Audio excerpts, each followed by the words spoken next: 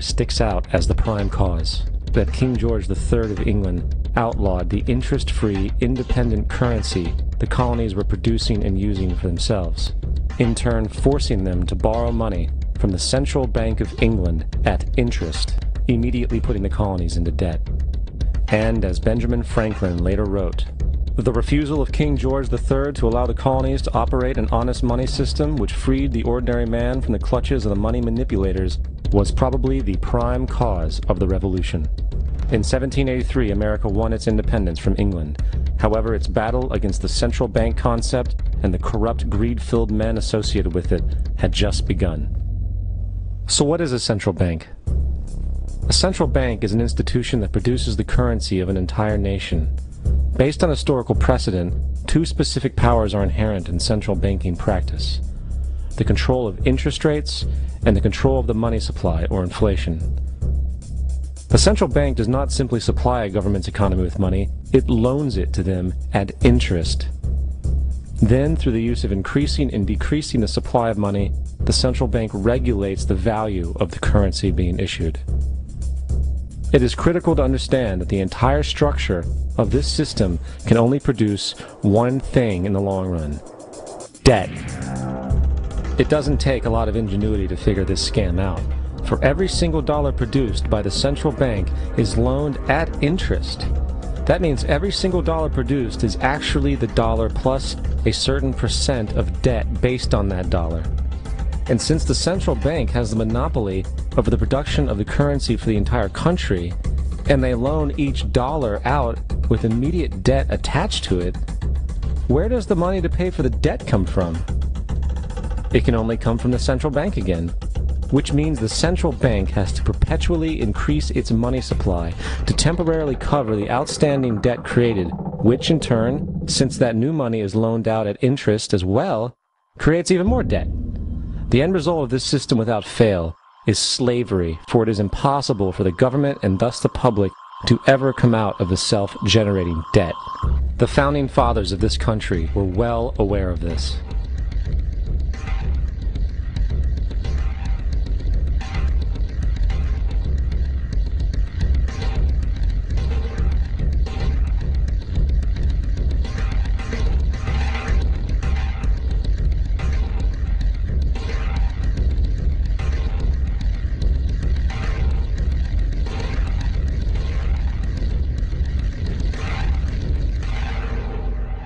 By the early 20th century, the U.S. had already implemented and removed a few central banking systems, which were swindled into place by ruthless banking interests.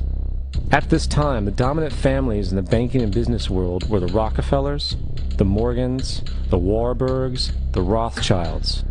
And in the early 1900s, they sought to push once again legislation to create another central bank. However, they knew the government and public were very weary of such an institution, so they needed to create an incident to affect public opinion. So, J.P. Morgan, publicly considered a financial luminary at the time, exploited his mass influence by publishing rumors that a prominent bank in New York was insolvent or bankrupt. Morgan knew this would cause mass hysteria, which would affect other banks as well. And it did. The public, in fear of losing their deposits, immediately began mass withdrawals. Consequently, the banks were forced to call in their loans, causing the recipients to sell their property, and thus a spiral of bankruptcies, repossessions, and turmoil emerged. Putting the pieces together a few years later, Frederick Allen of Life magazine wrote, "The Morgan interests took advantage to precipitate the panic, guiding it shrewdly as it progressed." Unaware of the fraud, the Panic of 1907 led to a congressional investigation headed by Senator Nelson Aldrich, who had intimate ties to the banking cartels and later became part of the Rockefeller family through marriage. The commission, led by Aldrich, recommended a central bank should be implemented so a panic like 1907 could never happen again. This was the spark the international bankers needed to initiate their plan. In 1910, a secret meeting was held at a J.P. Morgan estate on Jekyll Island off the coast of Georgia. It was there that the central banking bill called the Federal Reserve Act was written. This legislation was written by bankers, not lawmakers. This meeting was so secretive, so concealed from government and public knowledge that the 10 or so figures who attended disguised their names when en route to the island. After this bill was constructed, it was then handed over to their political frontman, Senator Nelson Aldrich, to push through Congress. And in 1913, with heavy political sponsorship by the bankers, Woodrow Wilson became president, having already agreed to sign the Federal Reserve Act in exchange for campaign support. And 2 days before Christmas, when most of Congress was at home with their families, the Federal Reserve Act was voted in, and Wilson in turn made it law. Later, Woodrow Wilson wrote, in regret,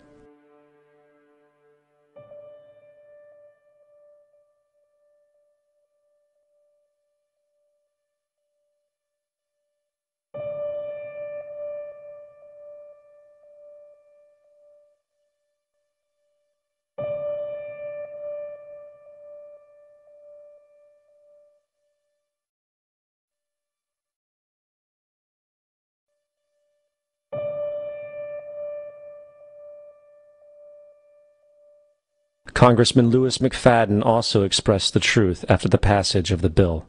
A world banking system was being set up here, a superstate controlled by international bankers, acting together to enslave the world for their own pleasure. The Fed has usurped the government. Now, the public was told that the Federal Reserve System was an economic stabilizer, and inflation and economic crises were a thing of the past. Well, as history has shown, nothing is further from the truth. The fact is, the international bankers now had a streamlined machine to expand their personal ambitions. It's alive! It's alive! It's alive! For example, from 1914 to 1919, the Fed increased the money supply by nearly 100%, resulting in extensive loans to small banks and the public. Then, in 1920, the Fed called in mass percentages of the outstanding money supply, thus resulting in the supporting banks having to call in huge numbers of loans, and, just like 1907, bank runs, bankruptcy, and collapse occurred. Over 5,400 competitive banks outside of the Federal Reserve System collapsed, further consolidating the monopoly of a small group of international bankers. Privy to this crime, Congressman Lindbergh stepped up and said in 1921, "Under the Federal Reserve Act, panics are scientifically created. The present panic is the first scientifically created one, worked out as we figure a mathematical equation." However, the panic of 1920 was just a warm-up. From 1921 to 1929, the Fed again increased the money supply, resulting once again in extensive loans to the public and banks.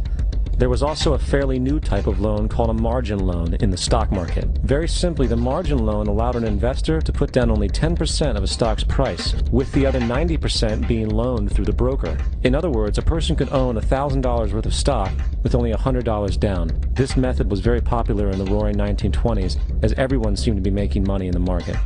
However, there was a catch to this loan. It could be called in at any time and had to be paid within 24 hours. This is termed a margin call, and the typical result of a margin call is the selling of the stock purchased with the loan. So, a few months before October in 1929, J.D. Rockefeller, Bernard Baruch, and other insiders quietly exited the market, and on October 24, 1929, the New York financiers who furnished the margin loans started calling them in masse. This sparked an instantaneous, massive sell-off in the market, for everyone had to cover the margin loans. It then triggered mass bank runs for the same reason, in turn collapsing over 16,000 banks, enabling the conspiring international bankers to not only buy up rival banks at a discount, but to also buy up whole corporations at pennies on the dollar. It was the greatest robbery in American history. But that didn't stop there. Rather than expanding the money supply in order to recover from this economic collapse, the Fed actually contracted it, fueling one of the largest depressions in history. Once again outraged, Congressman Louis McFadden, a longtime opponent of the banking cartels, began bringing impeachment proceedings against the Federal Reserve Board, saying of the crash and depression, "It was a carefully contrived occurrence. International bankers sought to bring about a condition of despair so that they might emerge the rulers of us all." Not surprisingly, and after 2 previous assassination attempts, McFadden was poisoned at